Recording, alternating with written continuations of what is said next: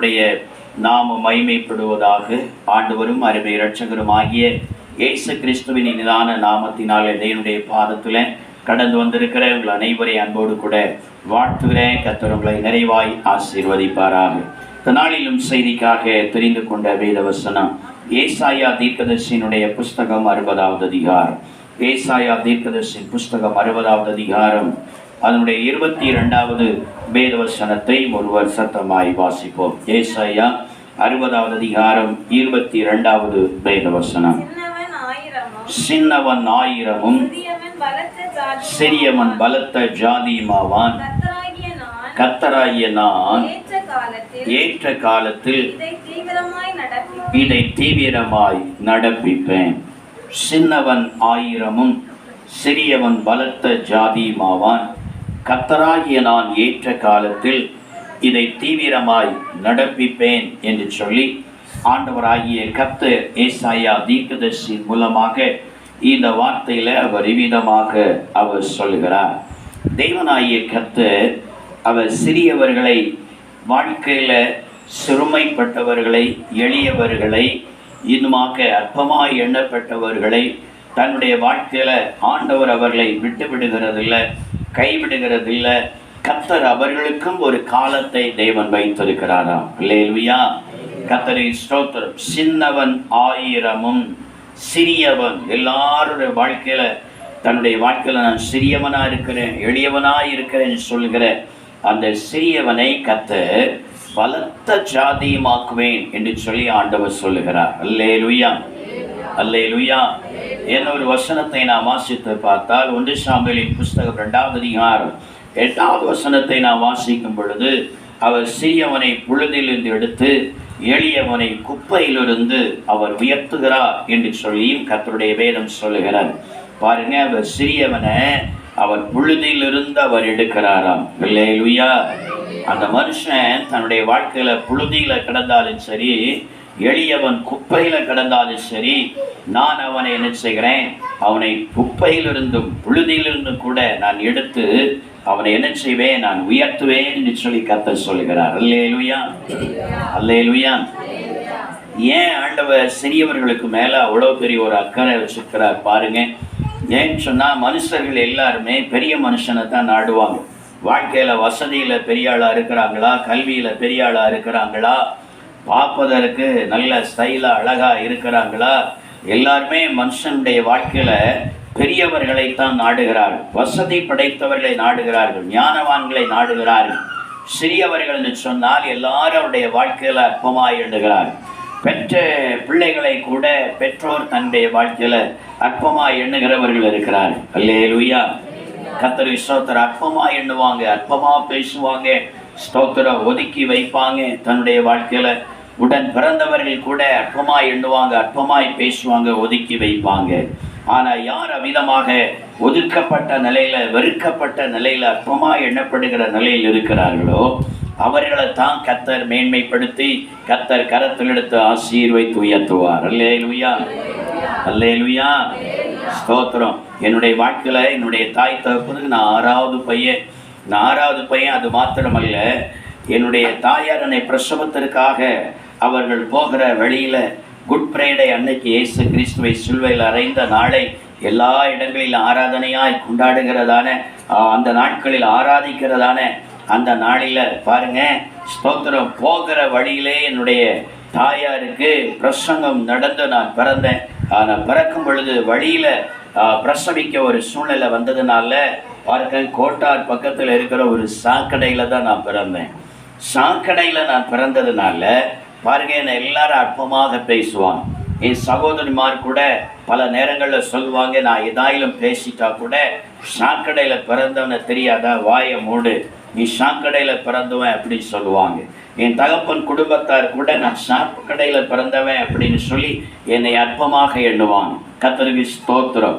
பல நேரங்களில் சொல்லுவாங்க, நீ இயேசுவை கொன்னுட்டு அவரை சிலுவையில் அறைந்த நேரத்தில் பிறந்தவன், அவரை கொன்னுட்டு பிறந்தவன் அப்படின்னு கூட என்ன சொல்லுவாங்க. கர்த்தருக்கு ஸ்தோத்திரம். பாருங்க, கடைசி பிறந்தவன், சாக்கடையில் பிறந்தவன், குட் ஃப்ரைடே அன்னைக்கு இயேசுவை சிலுவையில் அறைந்தது எல்லாரும் ஆராதிக்கிறதான அந்த நேரத்தில் பிறந்தவன். ஆகையினால எல்லாரும் என்னை அற்பமாகத்தான் எண்ணி பேசி கொண்டிருந்தார்கள், அற்பமாக எண்ணினார்கள். ஸ்தோத்திரம். என் வாழ்க்கையில் இருக்கிற அந்த சிறுமையை, அந்த எளிமையை என் தேவனாகிய கர்த்தர் ஒரு நாளில் அவர் பார்த்தார். அல்லேலூயா. தேவனாகிய கர்த்தர் என்னை கண்டு ஒரு நாளில இயேசு கிறிஸ்து இந்த வசனத்தில் சொன்னது போல அவர் சிறியவனை புழுதிலிருந்து எடுக்கிறார், எளியவனை குப்பையிலிருந்து உயர்த்துகிறார் சொன்னது போல ஆண்டவராக இயேசு கிறிஸ்து என்னை தேடி வந்து பாருங்க, புழுதியில கிடந்த என்ன, குப்பையில கிடந்த என்ன ஆண்டவர் ரட்சித்து அவர் தூக்கி எடுத்து அவர் தேசத்துல அநேகருக்கு சுவிசேஷத்தை அறிவிக்கிற ஒரு பாத்திரமாக தேவன் என்னை பயன்படுத்தினார். அல்லேலூயா, அல்லேலூயா. கர்த்தருக்கு ஸ்தோத்திரம். உங்க வாழ்க்கையில மற்றவர்கள் உங்களை அற்பமாய் எண்ணுகிறார்களா, ஏளனம் பண்ணுகிறார்களா, பரியாசம் பண்ணுகிறார்களா, நிந்திக்கிறார்களா, உங்களை ஒதுக்கி வைக்கிறார்களா, நீங்க ஒரு தள்ளப்பட்ட கல்லை போல நீங்க காணப்படுகிறீர்களா, நீங்க தான் இயேசுவுக்கு வேணும். அல்லேலூயா. உங்களைத்தான் ஆண்டவர் நேசிக்கிறார், உங்களைத்தான் கர்த்தர் உயர்த்த அவர் வாஞ்சிக்கிறார், உங்களைத்தான் கர்த்தர் மேன்மையான ஸ்தானத்துல கர்த்தர் ஏற்ற வேளையில கர்த்தர் கொண்டு வருவார். வேதத்தை நாம் வாசித்து பார்க்கும் பொழுது 1 சாமுவேல் புஸ்தகம் 17வது அதிகாரம் அதனுடைய 40வது வசனத்தையும் 49வது வசனத்தையும் நாம் வாசித்து பார்த்தால் பாருங்க, ஒரு சிறிய ஒரு கூழாங்கல்லு தான் எல்லாராலும் அற்பமாய் எண்ணப்படுகிற ஆற்றுல உருண்டோடி பல இடங்கள்ல விழுந்து விழுந்து விழுந்து அடிபட்டு எல்லா கூர்மையும் அழுங்கி பாருங்க, எல்லாராலும் அந்த மணல் எடுக்கிறவர்கள் கூட காலினால தட்டி போடுகிறதான அந்த சிறிய ஒரு கூழாங்கல்லை கொண்டுதான் பாருங்க இஸ்ரவேலுக்கு ஆண்டவர் ஒரு மிகப்பெரிய ரட்சிப்பை ஆண்டவர் கட்டளையிட்டார். மிகப்பெரிய ஜெயத்தை தேவன் கொடுத்தார். அந்த மிகப்பெரிய பெலிஸ்தியன் யாராலும் எதிர்க்க முடியாது. இஸ்ரவேல் ஜனங்களை ராஜாவும் இராணுவம் பயந்து நடுங்கி ஓடத்தக்கதாக காணப்பட்ட அந்த பெரிய பெலிஸ்தனாகிய கோலியாத்தை கர்த்தர் அமிதமாக எல்லாராலும் அற்பமாய் எண்ணப்பட்ட நிலையில, ஒதுக்கப்பட்ட நிலையில கடந்த ஒரு சின்ன கூழாங்கல்லை கொண்டுதான் கர்த்தர் அவனை வீழ்த்தி முகக்குப்பர விழத்தள்ளி இஸ்ரவேலுக்கு ஒரு பெரிய ரட்சிப்பை தேவன் கட்டளையிட்டார். அல்லேலூயா, அல்லேலூயா. இன்றைக்கு உங்க வாழ்க்கை அமிதமாக எல்லாராலும் வெறுக்கப்பட்டு தள்ளப்பட்டு காலால் ஒதுக்கி தள்ளப்பட்ட கூழாங்கல்லை போல அற்பமாய் எண்ணப்பட்ட நிலையில நீங்க காணப்படுகிறீர்களா? நீங்க தான் இயேசுவுக்கு வேணும். கர்த்தர் உங்களையும் உயர்த்த அவர் போதுமானவராய் இருக்கிறார், உங்களையும் மேன்மைப்படுத்த போதுமானவராய் இருக்கிறார். யார் யார் உங்களை அற்பமாய் எண்ணினார்களோ, நிந்தித்தார்களோ, வேதனைப்படும்படியாய் துக்கப்படும்படியாக பேசி உங்களை ஒதுக்கி தள்ளினார்களோ, அவர்கள் மத்தியில் அவர்களுடைய கண்கள் காண அவர்கள் ஆச்சரியப்பட்டு உங்களை பார்த்து ஆச்சரியப்பட்டு அவர்கள் தன்னுடைய முகத்தை மூடி வாயை மூடிக்கொள்ளத்தக்கதாக கர்த்தர் உங்களை மேன்மைப்படுத்துவதற்கு இந்த இயேசுவர் போதுமானவராய் இருக்கிறார். அல்லேலூயா, அல்லேலூயா. கர்த்தருக்கு ஸ்தோத்திரம். அவர் சிறியவனை அவர் புழுதிலிருந்து எடுக்கிறார், எளியவனை அவர் குப்பையிலிருந்து உயர்த்துகிறார். சின்னவன் 1000 சிறியவன் தான் பலத்த ஜாதி மாவான் என்று சொல்லி ஆண்டவராய் கர்த்தர் சொல்கிறார். ஏற்ற காலத்துல நான் இதை தீவிரமாய் நடப்பிப்பேன் சொல்கிறார். அல்லேலூயா. அதற்கு கர்த்தர் ஒரு ஏற்ற காலத்தை கர்த்தர் வைத்திருக்கிறார். அந்த காலத்துல கர்த்தர் அதை தீவிரமாக நடப்பித்து கர்த்தர் அமிதமாய் சின்னவர்களாய் சிறியவர்களாக எளியவர்களாய் காணப்படுகிறவர்களை நான் உயர்த்தி நான் மேன்மைப்படுத்துவேன் சொல்லி கர்த்தர் சொல்லுகிறார். சரி, அப்படியானால் அந்த அப்படிப்பட்ட சிறியவர்களை அந்த எளியவர்களை கர்த்தர் உயர்த்த வேண்டுமானா, மேன்மைப்படுத்த வேண்டுமானா நம்முடைய வாழ்க்கையில எது அவசியமாய் இருக்கிறது? சிறியவர்களுடைய வாழ்க்கையில எது தேவையாய் இருக்கிறது? எது இருந்தால் கர்த்தர் உங்களை ஆசீர்வதித்து உங்களை பகைக்கிற பரியாசிக்கிற வெறுக்கிற ஜனங்கள் மத்தியில கர்த்தர் உங்களை உயர்த்துவார்? வேதம் என்ன சொல்லுகிறது? 2 வார்த்தைகளை நான் இந்த நாளில வேகமாய் நாம் தியானிக்க போகிறோம். ஒன்றாவதாக, கர்த்தர் சிறியவர்களாய் எளியவர்களாய் காணப்படுகிற நம்மை அவர் உயர்த்த வேண்டுமானா நம்முடைய வாழ்க்கையில எது அவசியமாய் இருக்கிறது? நியாயாதிபதிகளின் புஸ்தகம் அதனுடைய 6வது அதிகாரம், நியாயாதிபதிகளின் புஸ்தகம் 6வது அதிகாரம் அதனுடைய 15, 16 நாம் வாசித்து பார்த்தால் கர்த்தருடைய வேதம் இவ்விதமாய் சொல்கிறது. வாசிப்போம். நியாயாதிபதிகளின் புஸ்தகம் 6வது அதிகாரம் 15, 16 ஒருவர் சத்தமாய் வாசிப்போம். அதற்கு அவன், என் ஆண்டவரே, நான் இஸ்ரவேலை எதினாலே ரட்சிப்பேன். இதோ மனோசையில் என் குடும்பம் மிகவும் எளியது, என் தகப்பன் வீட்டில் நான் எல்லாரிலும் சிறியவன் என்றான். அதற்கு கர்த்தர், நான் உன்னோடு கூட இருப்பேன். ஒரே மனுஷனை முறியடிப்பது போல நீ மீதியானியரை முறியடிப்பாய் என்று சொல்லி கர்த்தர் சொன்னார். அல்லேலூயா. பாருங்க, இஸ்ரவேல் ஜனங்கள் அனைவருமே பயந்து நடுங்கி அவர்கள் மலைகளிலும் கெபிகளிலும் போய் ஒளித்து கொண்டிருக்கிறாங்க. யாரை கண்டு? மீதியானியர்களை கண்டு. மீதியானியர்கள் கடற்கரை மணலத்தனை போல இஸ்ரவேல் ஜனங்கள் தேசத்தில் வந்து மூடி இவர்களுடைய விளை நிலங்களை, இவர்களுடைய நன்மைகளை, இவர்களுடைய ஆசீர்வாதங்களை எல்லாம் அந்த மீதியானியர்கள் என்ன செய்கிறார்கள்? அவர்கள் வந்து அனுபவிக்கிறார்கள், அவர்கள் கொள்ளை கொண்டு போகிறார்கள். ஆனால் இஸ்ரவேல் ஜனங்களோ தங்கள் ஆஸ்திகளை இழந்து, நன்மைகளை இழந்து, தங்களுடைய வேளாண்மைகளை, அதில் வருகிற பலன்களை இழந்து, வீட்டையே போட்டுட்டு, தங்களுடைய நிலத்தை போட்டுட்டு மலைகளிலும் கெபிகளிலும் போய் ஒளிச்சிட்டு இருக்கிறாங்க. இந்த மீதியானியரை நம்மளால இருக்க முடியாது. அந்த மீதியானை நாம் மேற்கொள்ள முடியாதது. மிகப்பெரிய ஜனம், பலசாலிகளா இருக்கிறாங்க. நமக்கு அதற்குரிய சேனைகள் இல்லை, பலன் இல்லை. அவர்களை எதிர்த்து நாம் ஜெயமெடுக்க முடியாது, நம்மை கொண்டு போடுவார்கள் சொல்லி இஸ்ரவேல் ஜனங்கள் அத்தனை பேருமே பயந்து நடுங்கி ஒளிந்து கொண்டிருக்கிறதான அந்த நேரத்துல தான் பாருங்க, ஒரு கிதியோனை பார்த்து ஆண்டவராகிய கர்த்தர் வந்து அவனை பார்த்து சொல்லுகிறார். அல்லேலூயா, அல்லேலூயா. ஒரு மனுஷனை முறியடிக்கிறது போல, ஒரே மனுஷனை முறியடிக்கிறது போல கிதியோன் நீ என்ன செய்து விடுவாய்? அந்த மீதியானிகள் அத்தனை பேரை நீ முறியடித்து விடுவாய் என்று சொல்லுகிறார். பாருங்க, அவன் கேட்கிற, ஐயோ, நான் எப்படி இந்த ஜனங்களை முறியடிக்க முடியும்? நான் எப்படி இந்த ஜனங்கள்கிட்ட இட்டு போக முடியும்? நான் எப்படி மேன்மை அடைய முடியும்? ஏனென்று சொன்னால், நான் எல்லாரிலும் சிறியவன். அல்லேலூயா. என் தகப்பன் வீட்டில் நான் எல்லாரிலும் சிறியவன், என் தகப்பன் குடும்பத்தில் எல்லாரிலும் நான் எளியவனாக இருக்கிறேன். அல்லேலூயா. நான் குடும்பத்தில் சிறியவனா இருக்கிறேன், எளியவனா இருக்கிறேன்.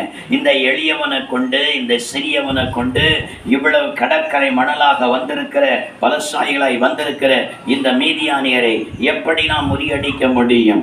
ஒரு மனுஷனை முறியடிக்கிறது போல இவ்வளவு ஜனங்களை நான் எப்படி நின்று முறியடிக்க முடியும் என்று சொல்லி கேட்கிறார்.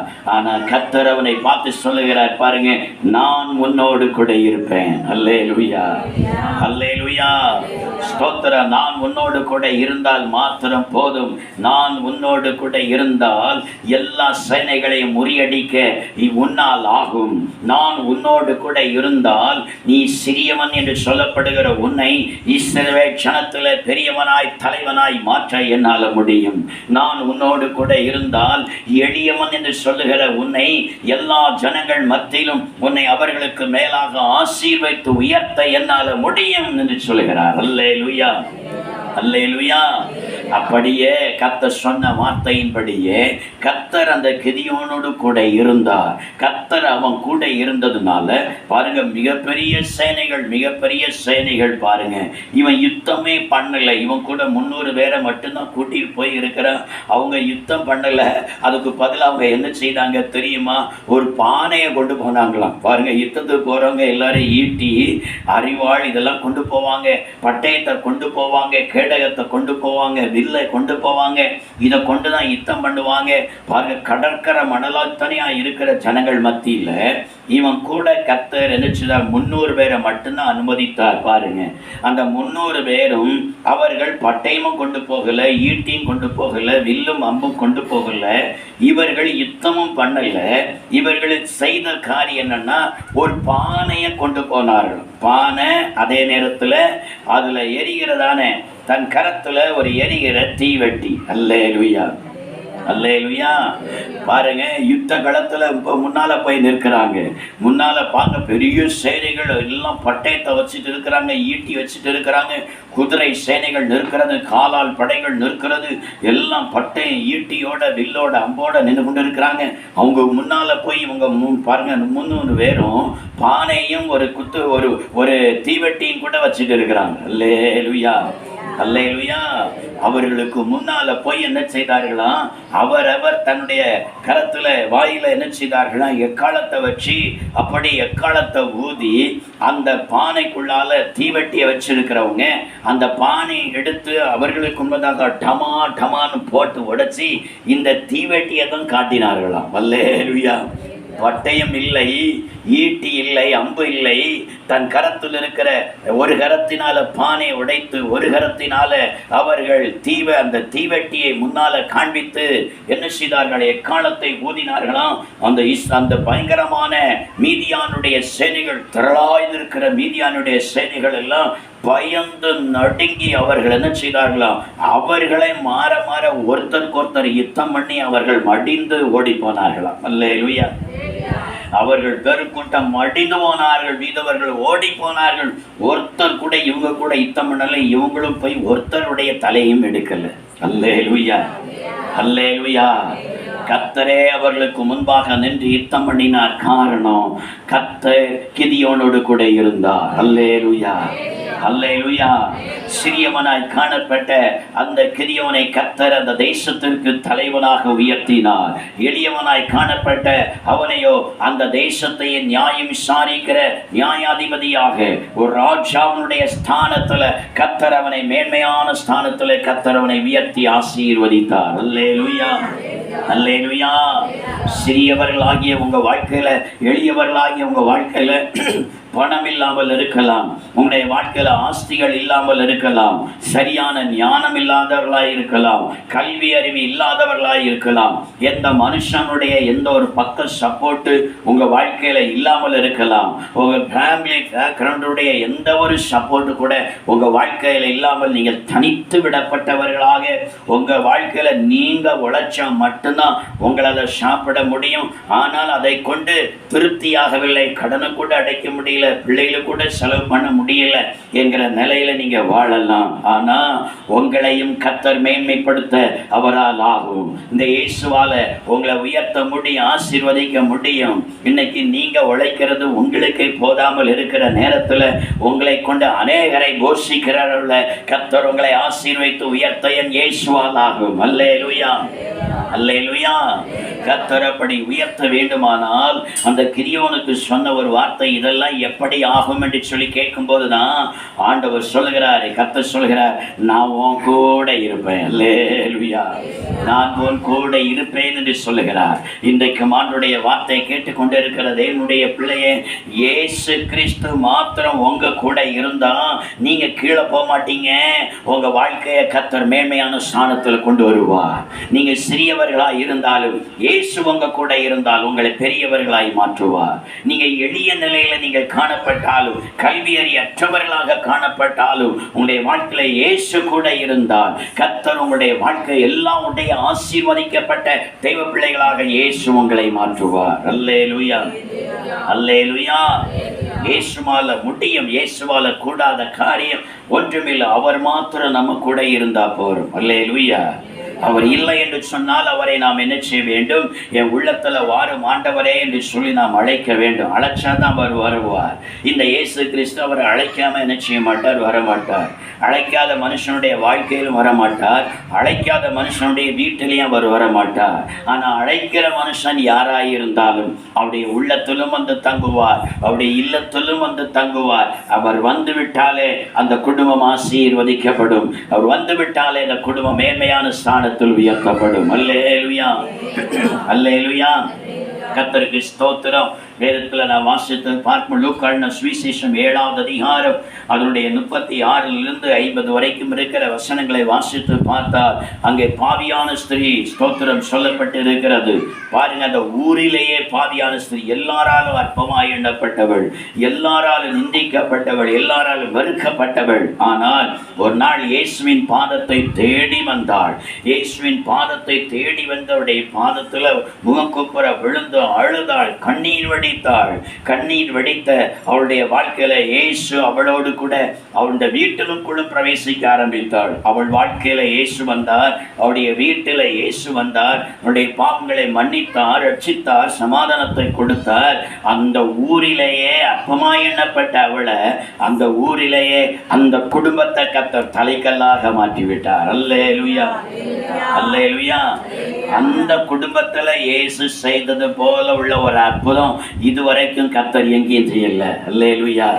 மரித்து 4 நாளாகி சரீரம் அழுகில நிலையில கல்லறைக்குள்ளால வச்சு அடக்கம் பண்ணப்பட்டவனை திரும்பி கல்லறையை திறக்க வச்சு அழுகின சரீரமாய்ந்த அந்த மரியாளுடைய சகோதரன் லாசருவை கர்த்தர் உயிரோட எழுப்பி கொடுத்த அந்த அற்புதத்தை இதுவரைக்கும் எங்கேயுமே கல்லறைக்குள்ளால வச்சு 4 நாளான பிற்பாடு யாரையும் எழுப்பல.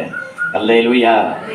உலகமே ஆச்சரியப்படுகிற அளவில், உலகமே திரும்பி பார்க்கிற அளவில், அந்த ஜனங்கள் எல்லாரும் அந்த குடும்பத்தை திரும்பி பார்க்கிற அளவில், பேசிக்கொள்ளுகிற அளவில் கர்த்தர் அந்த குடும்பத்தை தலைக்கல்லாக இயேசு மாற்றினார். அல்லேலூயா, அல்லேலூயா. இன்றைக்கு ஆண்டுடைய வார்த்தை கேட்டுக்கொண்டிருக்கிற தேவனுடைய பிள்ளையே, நான் அற்பமாக எண்ணப்படுகிறேன், நான் எளிய நிலையில் இருக்கிறேன், எனக்கு யாரும் இல்லை, எனக்கு பெற்றோருடைய ஆதரவு இல்லை, தகப்பனுடைய ஆதரவு இல்லை, தாயுடைய ஆதரவு இல்லை, உடன் பிறந்தவருடைய ஆதரவு இல்லை, நான் ஒரு அனாதையை போல இருக்கிறேன், நான் அற்பமாக எண்ணப்பட்ட நிலையில் இருக்கிறேன், தள்ளப்பட்ட நிலையில் இருக்கிறேன், நான் ஏதோ உழைத்தால் மட்டும்தான் என்னால் சாப்பிட முடிகிறது, அதற்கூட சரியாக செய்வதற்கு எனக்கு சரியான பலன் இல்லை, அதற்குரிய சரியான வேலை இல்லை, வருமானம் இல்லை, நான் எப்படி ஆசீர்வதிக்க முடியும்? நம்ம வாழ்க்கையே இனி அவ்வளவுதான், இப்படியே நாம் உழைத்து நாம் கிடைக்கிறத வச்சு சாப்பிட்டு இப்படியே காலத்தை போட்டு நாம் மறிக்க வேண்டியதுதான், இதுதான் நம்முடைய வாழ்க்கை அப்படின்னு சொல்லி எண்ணிக்கொண்டிருக்கிறாயோ, உன்னை மேன்மைப்படுத்துகிற ஒரு இயேசு உன்னை தேடி வந்திருக்கிறார், உன்னை இந்த இடத்துல அழைத்து வந்திருக்கிறார். ஆண்டுடைய வார்த்தை கீழ்ப்படிந்து உன்னை இயேசுவுக்கு உன் வாழ்க்கையை அர்ப்பணித்து இயேசுவை உன் இருதயத்தில் பெற்றுக்கொள், இயேசுவை உன் வீட்டில் வரவேற்று உன் வீட்டில் அவரை பெற்றுக்கொள். அப்பொழுது இயேசு உன் கூட இருந்தால் உன் வாழ்க்கையை கர்த்தர் ஆசீர்வதித்து மேன்மைப்படுத்துவார். அல்லேலூயா. சத்தமா சொல்லுமே ஹல்லேலூயா. சரி, இயேசு கிறிஸ்து நம்ம கூட இருந்தால் தான் நம்மளை ஆசீர்வதிப்பார். அப்போ இயேசு நம்ம கூட எப்போது இருக்க வேண்டுமானா நாம் என்ன செய்யணும்? சிலருடைய வாழ்க்கையில் இயேசு வாரார், என் உள்ளத்தில் வார ஆண்டவரே என்று சொல்லும்போது வாரார், என் இல்லத்தில் வீட்டுக்கு வார ஆண்டவரே சொல்லும்போது வீட்டுக்கும் வருகிறார். ஆனால் சில நேரங்களில் கொஞ்ச நாளையில் அவரால் இருக்க முடியாமல் போயிடுறார். இல்லையா? அவரால் அந்த மனுஷன் கூட இருக்க முடியல, போயிடுறார். அவரால் அந்த குடும்பத்தில் இருக்க முடியல, அவர் போயிடுறார். அவர் போகாமல் என்றைக்கும் நம்ம கூட இருந்து நம்முடைய வாழ்க்கையை கீழே போக விடாமல் நாளுக்கு நாள் நம்முடைய வாழ்க்கையை கத்து மேன்மைப்படுத்தி உயர்த்தி ஆசீர்வதிக்க வேண்டுமானா நாம என்ன செய்யணும்? எப்பொழுது கர்த்தர் நம்மோடு கூட இருப்பார்? வேதம் என்ன சொல்லுகிறது? எபிரேயர்கள் நிருபம் அதனுடைய 13வது அதிகாரம், எபிரேயர்கள் நிருபம் 13வது அதிகாரம் 5வது வசனத்தை ஒரு வருஷத்தமாய் வாசிப்போம். எபிரேயர்கள் நிருபம் 13வது அதிகாரம் 5வது வசனத்தை ஒரு வருஷத்தமாய் வாசிப்போம். நீங்கள் பண ஆசை இல்லாதவர்களாய் நடந்து உங்களுக்கு இருக்கிறவைகள் போதும் என்றிருந்தால், போதும் என்று எண்ணுங்கள், நான் உன்னை விட்டு விலகுவதும் இல்லை, உன்னை கைவிடுவதும் இல்லை என்று அவர் சொல்லி இருக்கிறாரு. அல்லேலூயா. எப்போ அவர் நான் உன்னை விட்டு விலகவே மாட்டேன், உன்னை ஒரு காலம் நான் உன்னை கைவிட மாட்டேன்னு சொல்லி எப்போ சொல்லுகிறார் பாருங்க. நீங்கள் பண ஆசை இல்லாதவர்களாக நடந்தால், அல்லேலூயா, அல்லேலூயா. நீங்க பண ஆசை இல்லாதவர்களாக நீங்க நடந்தால் நான் உன்னை விட்டு விலக மாட்டேன். அல்லேலூயா. இப்போ பாருங்க, என்னத்தான் நம்ம ரட்சிக்கப்பட்டு அநேக தன்னுடைய வாழ்க்கையில இயேசுவை ஏற்றுக்கொண்டு ஸ்தோத்திரம் அவரோடு கூட கொஞ்ச காலம் வாழ்க்கை வாழ்ந்தாலும் நம்முடைய இருதயத்துக்குள்ளால பண ஆசை வந்துட்டா அவர் இருக்க மாட்டாராம், வெளியே போயிடுவாராம். அல்லேலூயா. இருதயத்துல பண ஆசை வந்தாலே இருக்க மாட்டாராம். என்ன பாச, ஆள் பெரிய ஆளாக மாறணும்னா, உயர்ந்த நிலையில் வரணும்னா, ஆசீர்வதிக்கப்படணும்னா பணம் தானே முக்கியம். பணம் இருந்தால் தானே பெரிய ஆளாக மாற முடியும், பணம் இருந்தால் தானே ஆசீர்வாதமாக ஜீவிக்க முடியும். அந்த பணத்துக்கு ஆசை இல்லைன்னு சொன்னால் எப்படி பெரிய ஆளாக மாறுகிறது? இல்லையா? இது உங்களுடைய கேள்வி. ஆண்டவர் சொல்லுகிறார், நீ பணத்துக்கு மேலே ஆசையே வைக்காத. உன்னை பெரிய ஆளா மாற்றி அந்தந்த நேரத்தில் உனக்கு என்ன தேவையோ அதை சரியாக நான் உனக்கு சந்தித்து உன்னை நான் மேன்மைப்படுத்திட்டே வருவேன். அல்லேலூயா. அவர் நடத்துதல் நமக்கு ஆச்சரியமா இருக்கும். அல்லேலூயா. தேவனுடைய நடத்துதல் நம்முடைய வாழ்க்கைக்கு அது மிகவும் ஆச்சரியமாக காணப்படும். பாருங்க, கர்த்தருடைய ஸ்தோத்திரம். நீங்களே அதை ஆச்சரியப்படுவீங்க. இது எல்லாம் எப்படி நடந்து, இவ்வளவு பணம் எப்படி நம்முடைய வாழ்க்கையில இந்த பணம் எப்படி சந்திக்கப்பட்டதுன்னு சொல்லி ஆச்சரியப்படுகிற அளவில் நீங்க சேர்க்காம அதற்காக பிரத்யேகமாக வைக்காமலே அந்த தேவையை சரியான நேரத்தில் இயேசு சந்திப்பார். அல்லேலூயா, அல்லேலூயா.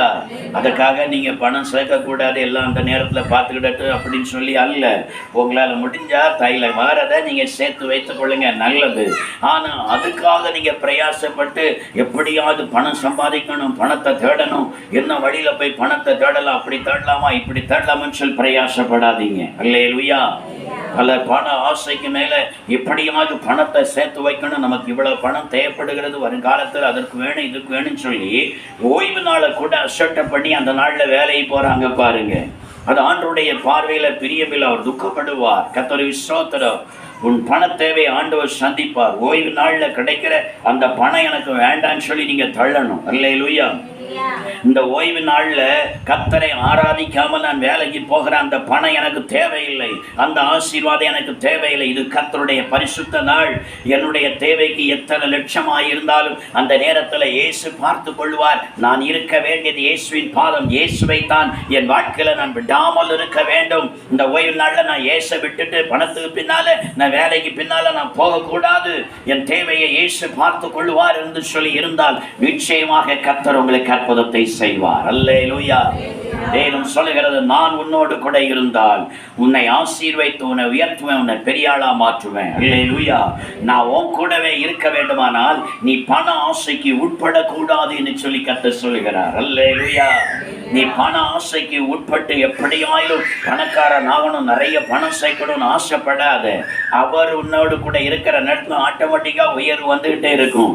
அந்தந்த வேலைக்குரிய தேவைகளை அவர் அதிசயமாய் சந்தித்து கொண்டே இருப்பார், ஆச்சரியமாய் சந்தித்து கொண்டே இருப்பார். அவருடைய வழி நடத்துதல் ஆச்சரியமாய் இருக்கும். அல்லேலூயா, அல்லேலூயா. சத்தமாய் சொல்லுவோம் அல்லேலூயா. 1 தீமோத்தேயுடைய புத்தகம் 6வது அதிகாரம் அதனுடைய 10-11 நாம் வாசித்து பார்த்தால் கர்த்தருடைய வேதம் விவிதமாய் சொல்லுகிறது. வாசிப்போம். 1 தீமோத்தேயுடைய புத்தகம் 6வது அதிகாரம் 10-11 வேகமாய் நாம் வாசிப்போம். பண ஆசை எல்லா தீமைக்கும் அது வேறாய் இருக்கிறது. சிலர் அதை இச்சித்து பாருங்க, பண ஆசைக்கு பின்னால பணத்துக்கு பின்னால போனா அநேகர் இயேசுவை விட்டுவிட்டு பாருங்க, அவர்கள் அதை இச்சித்து விசுவாசத்தை அவர்கள் விட்டு விடுகிறார்களாம். விசுவாசத்தை விட்டு வழுவி அநேக வேதனைகளால் தங்களை உருவ குத்திக்கிட்டே இருக்கிறார்களாம். அல்லேலூயா, அல்லேலூயா. பணத்துக்கு பின்னால போனவர்கள் இயேசுவை விட்டுட்டு இயேசுவின் சமூகத்தில் ஆராதிக்க வேண்டியவர்கள், இயேசுவோடு கூட நடக்க வேண்டியவர்கள், இயேசுவோடு கூட சஞ்சரிக்க வேண்டியவர்கள், இயேசுவை விட்டுட்டு அவருக்கு செலுத்த வேண்டிய ஆராதனையை விட்டுட்டு அவருக்கு கொடுக்க வேண்டிய கனத்தை, மகிமையை, துதிய, ஸ்தோத்திரத்தை விட்டுட்டு பணத்துக்கு பின்னால போன அநேக விசுவாசத்தை விட்டு வெளியே போனார்கள் சொல்லி கர்த்தருடைய வேதம் சொல்லுகிறது. அல்லேலூயா. விசுவாசத்தை விட்டு வெளியே போய் அநேக வேதனைகளினாலதான் தங்களை உருவ குத்தி கொண்டிருந்தார்களாம். ஆகையினால் இயேசு நம்மை விட்டு விலகாமல் இருக்க வேண்டுமானால் அடுத்த வசனம் சொல்லுகிறது, வாசிப்போம். நீயோ நீ தேவனுடைய மனுஷனே, நீ தேவனுடைய மனுஷியே, இவைகளை விட்டு நீ ஓடு. அல்லேலூயா, ஸ்தோத்திரம். நீ இவைகளை விட்டு ஓடு, நீ பணத்துக்கு பின்னால ஓடாத. அல்லேலூயா. பணம் உன் பின்னால தேடி வரும். அல்லேலூயா, அல்லேலூயா. பணம் நீங்க இருக்கிற இடத்துல கர்த்தர் உங்களை கொண்டு வருவதற்கு அவர் வல்லவராய் இருக்கிறார். எலியா இருக்கிற இடத்துல பாருங்க, அவன் ஆகாரத்தை தேடி போல அவன் இருக்கிற இடத்துல காகம் கொண்டு வந்து அவனுக்கு அப்பத்தையும் இறைச்சியும் கொடுத்தது. அல்லேலூயா.